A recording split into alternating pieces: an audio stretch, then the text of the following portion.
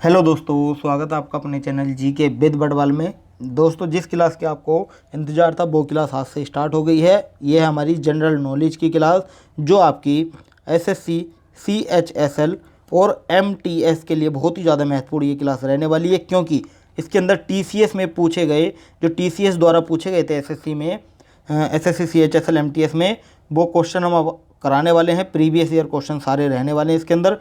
कौन सा क्वेश्चन कौन सी डेट में आया था, कौन से एग्ज़ाम में आया था और किस शिफ्ट में आया था, वो सारा हमने अरेंज किया हुआ है। जा करके हमारी क्लास को पूरा देखिएगा, आपके लिए बहुत ही ज़्यादा बेनिफिशियल ये क्लास रहने वाली है।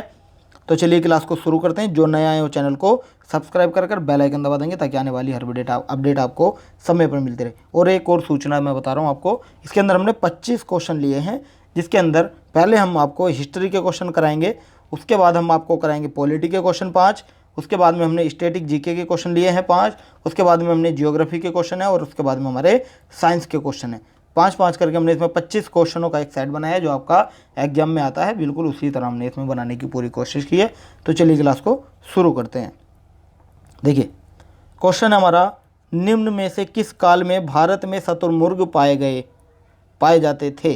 देखिए, ये क्वेश्चन आपका एसएससी एमटीएस में आया है 9/8/2019 में, दोपहर की शिफ्ट में ये क्वेश्चन आपका मिला था। क्वेश्चन के जो ऑप्शन है, देखिए क्वेश्चन देख लेता हूँ एक बार और। निम्न में से किस काल में भारत में शुतुरमुर्ग पाए जाते थे। पूरा पाषाण में, नवपाषाण में, मध्य पाषाण या महापाषाण। ये पाए जाते थे पूरा पाषाण काल में। ऑप्शन नंबर ए आपका यहाँ राइट आंसर हो जाएगा, पूरा पाषाण काल। जैसे शुतुरमुर्ग भारत में पूरा पाषाण काल के दौरान पाए गए थे। महाराष्ट्र के पाटने में बड़ी मात्रा में शुतुरमुर्ग के अंडे के छिलके पाए गए। कुछ टुकड़ों पर डिजाइन उकेरे गए थे। उनके अंडों से मोती भी बनाए जाते थे। और आपको बता दूं कि अगर आप इस क्लास को नोट करते चलेंगे तो आपके लिए बहुत ही ज़्यादा बेनिफिशियल ये क्लास रहने वाली है।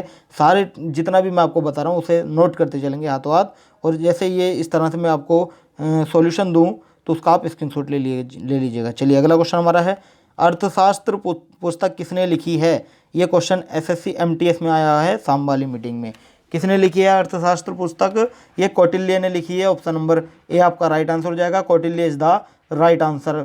देखिए, इसकी डिटेल है, अर्थशास्त्र कौटिल्य या चाणक्य 4वीं शती ईसा पूर्व द्वारा रचित संस्कृत का एक ग्रंथ है। इसमें राज्य व्यवस्था, कृषि, न्याय एवं राजनीति आदि के विभिन्न पहलुओं पर विचार किया गया है। चलिए, अगला क्वेश्चन हमारा है, भारत में पहला मुगल सम्राट कौन था। भारत में पहला मुगल सम्राट बाबर था। ऑप्शन नंबर ए आपका यहाँ राइट आंसर हो जाएगा। देखिए, ये क्वेश्चन आपका दोपहर की मीटिंग में एमटीएस में क्वेश्चन पूछा गया है। नोट करते चलेंगे, हर क्वेश्चन आपके लिए बेनिफिशियल ये साबित होगा। देखिए, जहीर उद दीन मोहम्मद के रूप में पैदा हुए बाबर भारतीय उपमहाद्वीप में मुगल वंश के संस्थापक और पहले सम्राट थे। बाबर का जन्म आधुनिक उज्बेकिस्तान के फरगना घाटी के आदिजान में हुआ था, ध्यान रखना आपको। चलिए, अगला क्वेश्चन हमारा है, सिख धर्म के 5वें गुरु कौन थे। सिख धर्म के 5वें गुरु थे गुरु अर्जन देव। कौन? गुरु अर्जन देव थे। ऑप्शन नंबर सी आपका राइट आंसर हो जाएगा, गुरु अर्जन देव थे। जैसे मुख्य धारा की सिख परंपरा ने गुरु अर्जन को 5वें गुरु के रूप में और हरगोबिंद को 6ठे गुरु के रूप में मान्यता दी। अर्जन 18 वर्ष की आयु में 1581 ईस्वी में अपने पिता से यह उपाधि प्राप्त करने वाले 5वें गुरु बने। मुगल साम्राज्य के मुस्लिम अधिकारियों द्वारा उसे फांसी दिए जाने के बाद उसका पुत्र हरगोबिंद 1606 में 6ठा गुरु बना था। अगला क्वेश्चन है, भारतीय वैधानिक आयोग 1928 की अध्यक्षता के द्वारा की गई थी। बताइए किसके, ये इसका राइट आंसर करेंगे, आपको आंसर देना होगा। देखिए, इसका राइट आंसर होगा हमारा sir John Simon. Option number C आपका राइट आंसर हो जाएगा, सर जॉन साइमन। देखिए, भारतीय संवैधानिक आयोग, जिसे आमतौर पर साइमन कमीशन के रूप में जाना जाता है, सर जॉन साइमन की अध्यक्षता में संसद के साथ ब्रिटिश संसदियों का एक समूह था। ब्रिटेन के सबसे बड़े और सबसे महत्वपूर्ण कब्जे में संवैधानिक सुधार का अध्ययन करने के लिए आयोग 1928 में ब्रिटिश भारत पहुंचा। अगला क्वेश्चन है, भारतीय संविधान की प्रारूप समिति में कितने सदस्य थे। ये पॉलिटी के क्वेश्चन आ गए आपके। भारतीय संविधान की प्रारूप समिति में कितने सदस्य थे। ये थे टोटल 7 सदस्य। ये क्वेश्चन आपका एमटीएस में पूछा गया मॉर्निंग की शिफ्ट में। देखिए, डेट भी यहाँ दी हुई है, ध्यान रखेंगे। चलिए, डिटेल देख लेते हैं। देखिए, भारतीय संविधान की प्रारूप समिति में 7 सदस्य थे। 7 सदस्य बी आर अम्बेडकर, जिसमें अध्यक्ष थे उनके एम मुंशी, के अय्यर, एन गोपाल स्वामी, मोहम्मद सदुल्ला, BL मित्तर और DP खेतान थे। यह समिति 29 अगस्त 1947 को नियुक्त की गई थी। 29 अगस्त 1947 को नियुक्त की गई थी। चलिए अगला क्वेश्चन हमारा है, भारत के संविधान के निम्नलिखित में से कौन सा लेख भारत के राष्ट्रपति के चुनाव से जुड़ा है, बताइए। इसका अनुच्छेद कौन सा होगा, ये अनुच्छेद 54 जुड़ा है। ऑप्शन नंबर डी आपका यहाँ राइट आंसर हो जाएगा। अनुच्छेद 54 is the right answer. Detail दी हुई है, देखिए अनुच्छेद 54, इसमें कहा गया है कि राष्ट्रपति का चुनाव एक निर्वाचक मंडल द्वारा किया जाता है, जिसमें संसद के दोनों सदनों और राज्यों की विधानसभाओं के निर्वाचित सदस्य होते हैं। बात की जाए, देखिए इसके अंदर ऑप्शन दिए गए थे 103, 78, 74, इन सभी को डिटेल में देख लेते हैं। देखिए 103 में दिया है, यह सदस्य की अयोग्यता के प्रश्न पर निर्णय से संबंधित है। 78 में है, संघ के मामलों के प्रशासन और कानून के प्रस्तावों से संबंधित मंत्री परिषद के सभी निर्णय को राष्ट्रपति को सूचित करना। बात की जाए अनुच्छेद 74 की, तो यह राष्ट्रपति को उनके कार्यों के अभ्यास में सहायता और सलाह देने के लिए प्रधानमंत्री के साथ एक मंत्री परिषद होगी।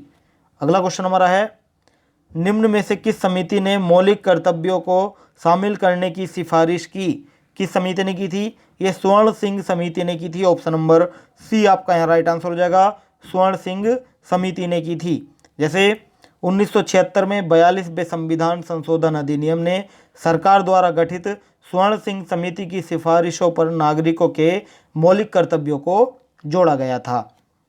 चलिए अगला क्वेश्चन हमारा, संसदीय कार्यवाही में मतदान में उनकी प्राथमिकता के अनुसार प्रतिदिन कितने मामलों को शून्यकाल के दौरान उठाए जाने की अनुमति है? कितने मामलों को? 20 मामलों को। ऑप्शन नंबर डी आपका राइट आंसर हो जाएगा, 20 मामलों को। ये क्वेश्चन आपका CHSL में पूछा गया है। देखिए सॉल्यूशन है, लोकसभा में शून्यकाल के दौरान केवल 20 मामले ही उठाए जा सकते हैं। राज्यसभा में अनुरोधों की कुल संख्या एक दिन में 7 से अधिक होने की अनुमति नहीं है। शून्यकाल के लिए आवंटित कुल समय 30 मिनट है, जिसमें एक सदस्य को मुद्दा उठाने के लिए 3 मिनट का समय मिलता है। चलिए अगला क्वेश्चन हमारा है, स्वतंत्र भारत के पहले राष्ट्रपति कौन थे? CHSL में क्वेश्चन ही पूछा गया है। स्वतंत्र भारत के पहले राष्ट्रपति थे हमारे कौन?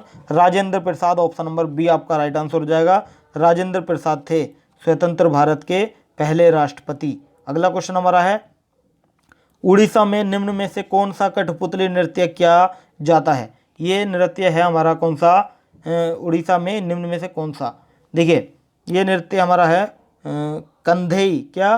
कंधेई। ऑप्शन नंबर बी आपका राइट आंसर हो जाएगा, कंधेई इसका राइट आंसर हो जाएगा। जैसे सखी कंधे एक स्ट्रिंग कठपुतली शो है जो भारतीय राज्य उड़ीसा में लोकप्रिय है।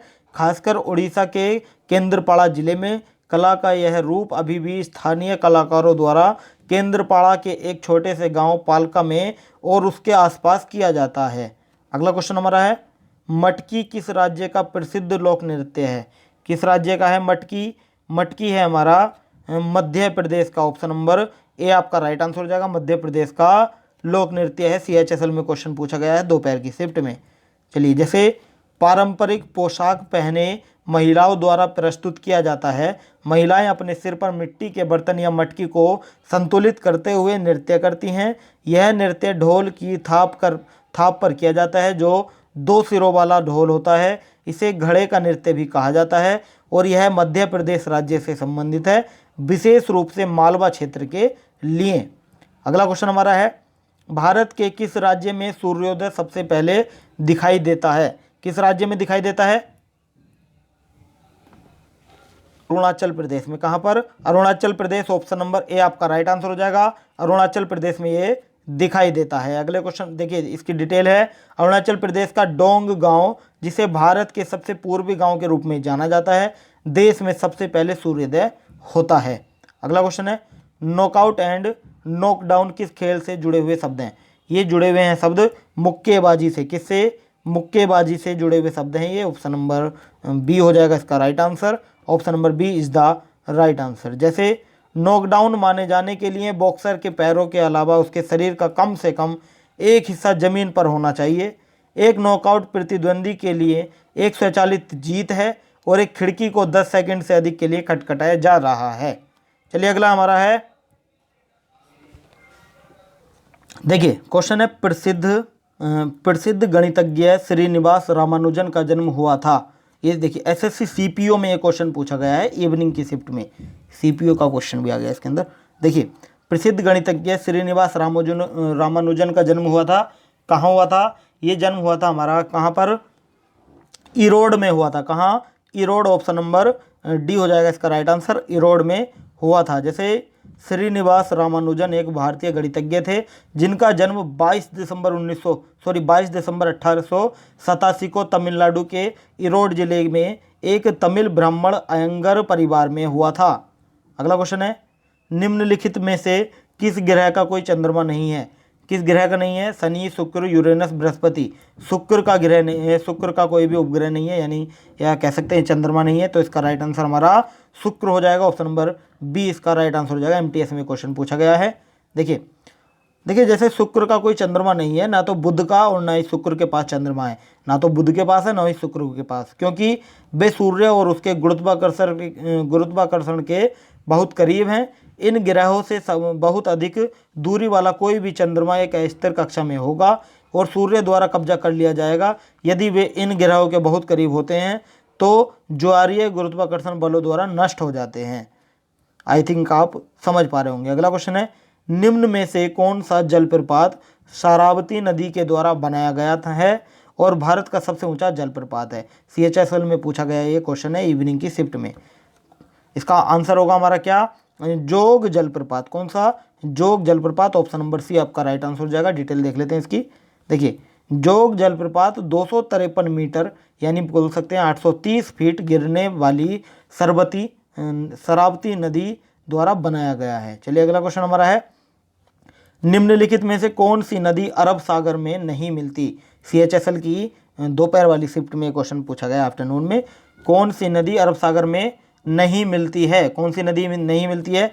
शरावती, ताप्ती, सिंधु, गोदावरी। कौन सी? ये है हमारी गोदावरी नदी नहीं मिलती है।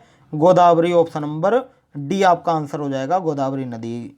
चलिए अगले, जैसे गोदावरी अरब सागर में नहीं मिलती है, अरब सागर में बहने वाली भारत की प्रमुख नदियां नर्मदा, तापी, सिंधु, शरावती, माही, पूर्णा हैं। अगला क्वेश्चन हमारा है, गाहिर माथा अभ्यारण्य ओडिशा में है के लिए एकमात्र अभ्यारण्य। गाहिर माता अभ्यारण्य ओडिशा में के लिए, देखिए क्वेश्चन में थोड़ी मिस्टेक है लेकिन आपको मैं बता दूं ये हमारा अभ्यारण्य ये कछुए के लिए है। इसका right answer option number B होगा, ये कछुए के लिए है। देखिए डिटेल है, देखिए इसमें देख लेते हैं। गहीर माथा समुद्र तट भारत के उड़ीसा राज्य का एक समुद्र तट है। समुद्र तट भीतरकनिका मैंग्रोव को बंगाल की खाड़ी से अलग करता है और ओलिव रिडले समुद्री कछुओं के लिए दुनिया का सबसे महत्वपूर्ण घोंसला बनाने वाला समुद्र तट है। गहीर माता उड़ीसा का एकमात्र समुद्री वन्यजीव अभ्यारण्य है। ये स्क्रीनशॉट ले लीजिएगा इसका। चलिए अगला क्वेश्चन हमारा है, हिमालय का प्रसार भारत के कितने राज्यों में है? हिमालय का प्रसार भारत के 10 राज्यों में है। कितने? 10 में, ऑप्शन नंबर डी आपका राइट आंसर हो जाएगा। एमटीएस की इवनिंग की शिफ्ट में ये क्वेश्चन पूछा गया है। जैसे भारतीय हिमालयी क्षेत्र IHR भारत के भीतर हिमालय का वह खंड है जो 11 भारतीय राज्यों को और केंद्र शासित प्रदेशों में फैला हुआ है, अर्थात जम्मू और कश्मीर और लद्दाख के केंद्र शासित प्रदेश और हिमाचल प्रदेश, उत्तराखंड, नागालैंड, त्रिपुरा, मेघालय, अरुणाचल प्रदेश, असम के राज्य मिजोरम और सिक्किम और पश्चिम बंगाल, ये ध्यान रखेंगे। चलिए अगला क्वेश्चन हमारा है, निम्न में से कौन ध्वनि तरंगों की एक विशेषता नहीं है? कौन नहीं है ध्वनि तरंगों की एक विशेषता? वेग, प्रकृति, तरंगदैर्घ्य, आयाम। कौन नहीं है? ये होगी हमारी प्रकृति। कौन सी? क्या होगी? प्रकृति होगी। इसका right answer option number B हो जाएगा। इसका राइट आंसर बी इसका राइट आंसर हो जाएगा। प्रकृति इज द राइट आंसर। जैसे एक ध्वनि तरंग को 5 विशेषताओं द्वारा वर्णित किया जा सकता है: तरंग दैर्घ्य, आयाम, समयावधि, आवृत्ति और वेग या गति। ध्यान रखेंगे। चलिए अगले क्वेश्चन पर चलते हैं। अगला क्वेश्चन है, एक सेकेंड, चलिए अगले क्वेश्चन पे चलते हैं। अगला क्वेश्चन है, ओजोन के एक अणु में ऑक्सीजन के कितने परमाणु होते हैं? ओजोन के एक अणु में ऑक्सीजन के 3 परमाणु होते हैं। कितने? 3 होते हैं। ऑप्शन नंबर डी आपका राइट आंसर हो जाएगा। 3 परमाणु होते हैं। जैसे डिटेल देख लेते हैं। ओजोन के एक अणु में ऑक्सीजन के 3 परमाणु होते हैं। यह आणविक ऑक्सीजन के साथ सौर परावैंगनी विकिरण के माध्यम से प्रकृति के रूप में बनता है। ओजोन हमें सूरज की हानिकारक यूवी किरणों से बचाती है, ये ध्यान रखना। चलिए अगला क्वेश्चन है, सभी अम्ल धातुओं के साथ अभिक्रिया करके गैस उत्पन्न करते हैं। कौन सी? ये करते हैं हाइड्रोजन। कौन सी? हाइड्रोजन गैस उत्पन्न करते हैं, ये ध्यान रखेंगे। इसका right answer option number A हो जाएगा। Hydrogen is the right answer. अगला क्वेश्चन हमारा है, देखिए, जैसे सभी एसिड धातुओं के साथ प्रतिक्रिया करके हाइड्रोजन गैस उत्पन्न करते हैं। अम्ल अधिकांश धातुओं के साथ प्रतिक्रिया करते हैं और जब वे करते हैं तो नमक का उत्पादन होता है, ध्यान रखेंगे। चलिए अगला क्वेश्चन है, स्पंज जानवरों के साम्राज्य के फाइलम से संबंधित है। किससे? यह हमारा है पोरीफेरा से। किससे? पोरीफेरा से संबंधित है। ऑप्शन नंबर बी हो जाएगा इसका right answer. Porifera is the right answer. जैसे स्पंज जानवरों के साम्राज्य के फाइलम पोरीफेरा से संबंधित हैं।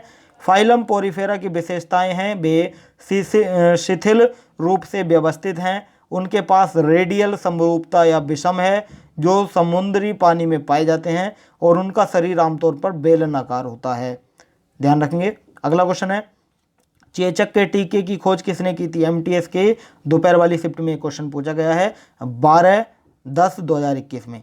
चेचक के टीके की खोज किसने की थी? ये की थी एडवर्ड जेनर ने। किसने? एडवर्ड जेनर ने ये खोज की थी। ऑप्शन नंबर सी हो जाएगा इसका right answer. Edward Jenner is the right answer. जैसे एडवर्ड जेनर ने चेचक के टीके की खोज की। जोनास साल्क ने पोलियो के लिए पहला सुरक्षित और प्रभावी टीका विकसित किया, ध्यान रखेंगे। पोलियो के लिए जोनास साल्क ने और लुई पास्चर ने पास्चराइजेशन, रेबीज वैक्सीन, हैजा वैक्सीन, एंथ्रेक्स वैक्सीन की खोज की थी और लियोन कैलमेट ने बैसिलस कैलमेट ग्वेरिन वैक्सीन की खोज की थी। अगला क्वेश्चन है, देखिए आज का सेशन हमारा यहीं समाप्त होता है। वीडियो कैसी लगी हमें कमेंट करके ज़रूर बताएं। वीडियो अच्छी लगी हो तो प्लीज़ लाइक करें और चैनल को सब्सक्राइब करें। सब्सक्राइब करने के साथ साथ बेल आइकन भी दबा देंगे ताकि आने वाली हर अपडेट आपको समय पर मिलती रहे। देखिए अगर आपको इस क्लास की पीडीएफ चाहिए तो आप हमारे टेलीग्राम चैनल से जुड़ सकते हैं, जिसका लिंक हमने वीडियो के डिस्क्रिप्शन में दिया, वहाँ जाकर आप हमें ज्वाइन कर सकते हैं। ऐसी आपको ये क्लास मिलती रहेगी। तो आज के लिए इतना ही, कल फिर मिलते हैं नेक्स्ट प्रैक्टिस सेट के साथ। Thank you so much.